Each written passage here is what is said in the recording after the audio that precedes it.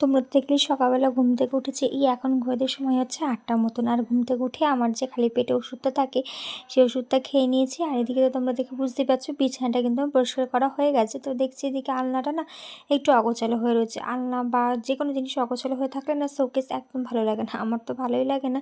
তাই ভাবলাম যে চলো যখন আমি বিছানাটা গুছাচ্ছি তাহলে আলনাটাও গুছিয়ে দিই।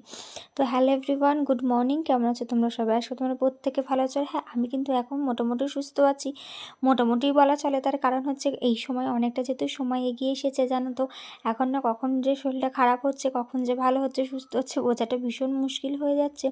কারণ মা বলছে যত সময় বাড়বে তত নাকি আরও কষ্ট হবে, যেহেতু ডেলিভারি দিনটা কিন্তু এগিয়ে আসছে বললে চলে। তার জন্য যাই হোক, তো থেকে ভীষণ পরিমাণে শ্বাসকষ্ট হচ্ছে, উঠতে বসতে ভীষণ কষ্ট হচ্ছে।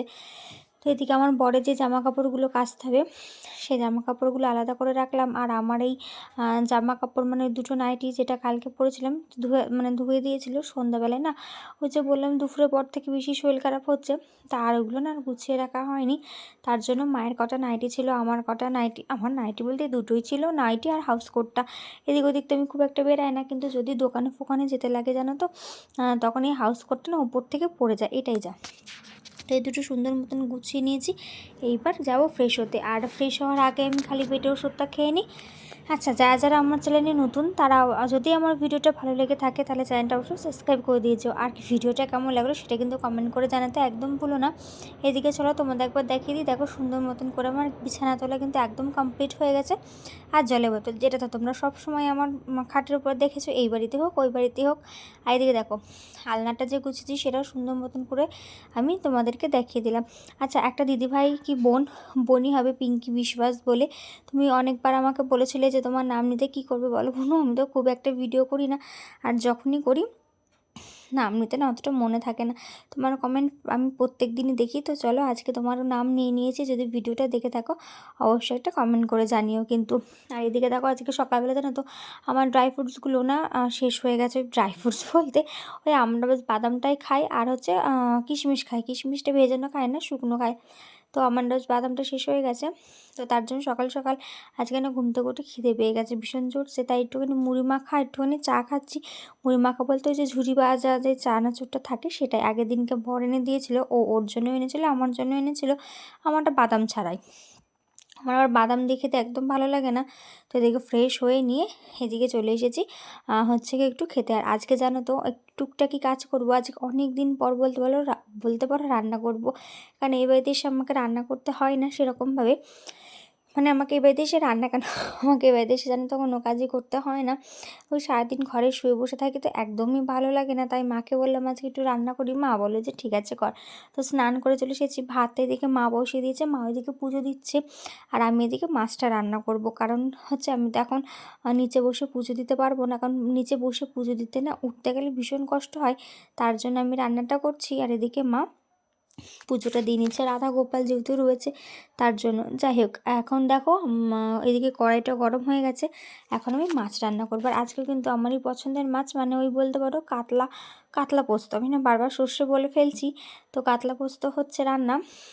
তো এটা আমি যদি বা কোনো দিন ট্রাই করিনি, আজকেই প্রথমবার রান্না করছি। আর এদিকে তেলটা গরম হয়ে গেছিলো, তোমাদের তো বললাম। এদিকে মাছটা দিয়ে দিয়েছি, আর করবো হচ্ছে কলমির শাক, আর কিছুই না। চলো তোমাদের একবার দেখিয়ে দিই। এদিকে দুটো মাছ দিয়েছি আর তিনটে মাছ রয়েছে, মা বললো অল্প অল্প করে দিই নাহলে যদি ভেঙে যায়, তার জন্য। তো এদিকে দেখো আমি আমি তো না মশলাটা এখন আমি করি না, মিক্সিটা মাই করে, বলে নাকি ভাইব্রেশনটার জন্য অসুবিধা হয়, তার জন্য। এদিকে রয়েছে দেখো কলমি শাক। চলো তাহলে আমি আগে মাছটা ভেজে নিই, তারপর দেখা হচ্ছে।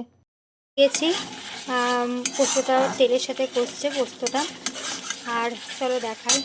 এদিকে দেখো মাছ ভাজা একদম কমপ্লিট হয়ে গেছে। আর এইদিকে হচ্ছে কি তোমার পোস্তর বাটিটা রয়েছে, এটা ধুয়ে দেবো আগে, পোস্তটা কষে যাক তারপর। আর এদিকে তো ভাত হচ্ছে আসতে যাওয়া রয়েছে, তার কারণ হচ্ছে যেহেতু আমি তো নামাতে পারবো না হাইটা, তার জন্য আসতে যাওয়া রয়েছে। মা তো বললাম ওইদিকে পুজো দিচ্ছে, ওই জন্য।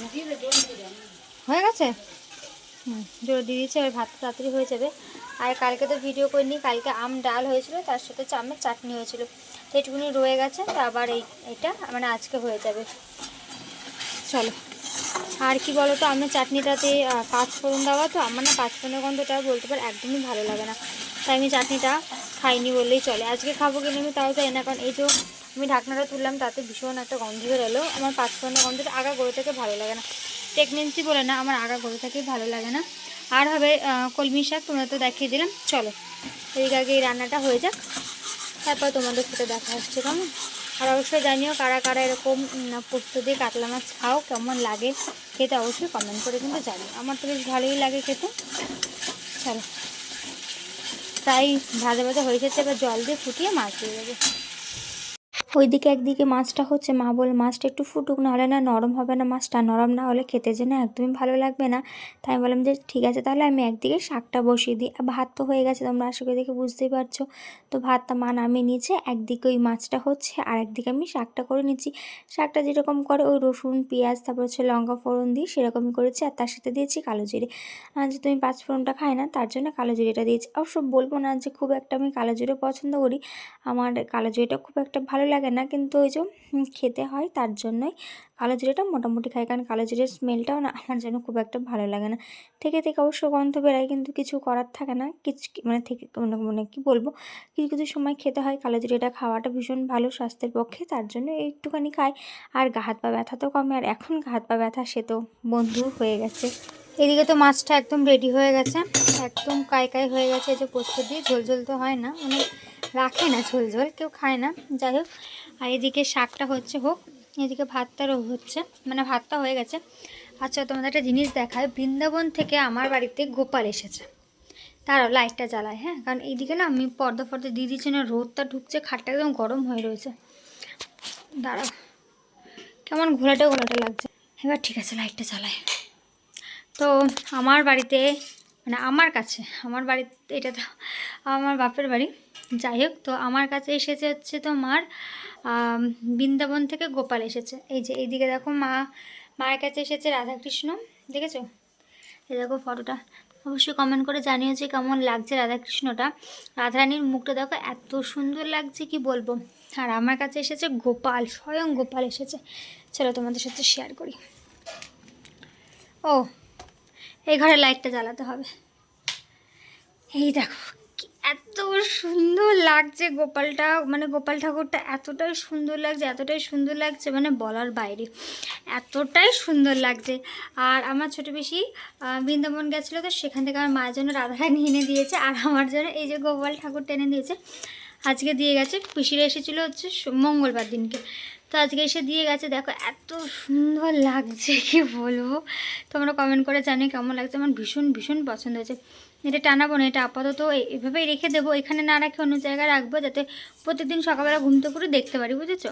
আর তারপর ওটা ওই বাড়িতে নিয়ে চলে যাব, যখন আমার একটা পুচকো গোপাল হোক রাধারানী হোক যেই হোক হয়ে যাবে, তখন নিয়ে চলে যাব। আর রাধারানীটা তো তোমরা দেখালামই, মানে রাধাকৃষ্ণটা ভীষণ সুন্দর হয়েছে গো। অবশ্যই তোমরা কমেন্ট করে জানাতে ভুলো না যে কেমন লাগছে। এই যে এদিকে শাকটা হচ্ছে, দেখো কতটা আমি শাক করেছিলাম যখন দিয়েছিলাম, আর এখন দেখো কয় টুসকিনি হয়ে গেছে। শাক ভাজলে এই একদম অল্প টুসকিনি হয়ে যায়। এখন ঘড়ির সময় হচ্ছে 6:45 মতন, হ্যাঁ 6:45 মতন হবে। আর আমি এখন চলে এসেছি সন্ধ্যার টিফিন খেতে। সন্ধ্যার টিফিন বলতে আমার সন্ধ্যাবেলা এই যে দুধ আর লিক্সি থাকে, এছাড়া আর কিছু থাকে না। ওইদিকে মা বাবা জানো তো দুজনেই ঘুমাচ্ছে, মানে মা ওই 4টে কি 5টার সময় উঠে না, এক বাসন টাসন মেজে নিয়ে ঘুমিয়েছে। তো আমি আর ডাকিনি, তো আমি এদিকে আমিও ঘুমিয়েছিলাম, আমি অবশ্য একটু আগেই ঘুমিয়েছি, খাওয়া দাওয়ার পরে আমি শুয়ে পড়েছিলাম। তো উঠে আমার ভীষণ জোরসে খিদে পেয়েছিল, একটা লেবু খেয়েছিলাম, কিন্তু শরবতি লেবু এখন নাকি খাওয়া ভালো, কিন্তু আমার শরবতি লেবু না খেতে ভালো লাগে না যদি মিষ্টি না হয়, আর ওটা টকটক ছিল তো, কিন্তু ওই যে এখন যেহেতু খেতেই হবে তার জন্য ওই মাঝে সাঝে একটা করে খাই, এই আর কি। তো এখন আমি চলে এসেছি হরলিক্স নিতে, মানে হরলিক্স খেতে। প্রত্যেকদিন এটা কিন্তু মাই করে দেয়, কিন্তু এক একদিন আমিও করি। তো এদিকে এখন হরলিক্স করছে, একদম তো আমার এটা একদম সুগার ফ্রি, খেতে একদম ভালো লাগে না, তাই ডাক্তার বলেছে একটু চিনি মিশিয়ে খাবে, অসুবিধা হবে না, তাই আমি একটুখানি চিনি মিশিয়ে খাই। আর এরপরে আর ভিডিও করিনি, তার কারণ হচ্ছে শরীরটা ভীষণ পরিমাণে দুপুর থেকে অস্থির লাগছে, এত গরম লাগছে মানে বলার বাইরে। মনে হচ্ছে না যে গায়ে কোনো জিনিসপত্র রাখি, এত অস্বস্তির মধ্যে পড়েছিলাম, তার জন্য না আর ভিডিওটা করা হয়নি। আজকে ভিডিওটা